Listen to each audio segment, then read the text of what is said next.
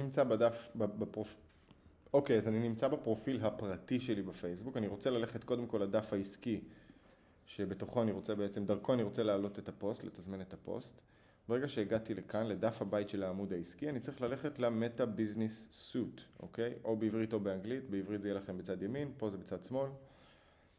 ברגע שהגעתי לסוט, רגע, אני אלך לדף העסקי שאני רוצה. אז מה שאני רוצה לחפש בצד שמאל בעצם זה פלנר. אוקיי? אם לא עשיתם את זה אף פעם זה לא יופיע לכם פה, תלחצו על All Tools ותחפשו את פלנר. הנה הוא כאן.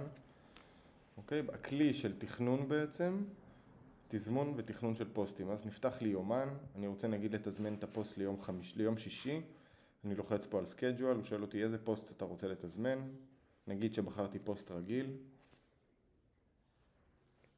אנחנו עוברים לדף הזה, הוא שואל אותי מתי עוד הפעם, למרות שכבר אמרתי לו, הוא רק מוודא איתי יום, שעה, אתם יכולים אינסטגרם ופייסבוק בנפרד, אתם רואים? אוקיי, אני עושה סייב.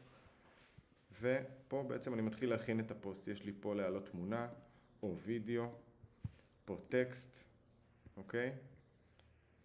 Customize for Facebook ואינסטגרם, זאת אומרת, תעשה לי את זה שונה לפייסבוק ושונה לאינסטגרם.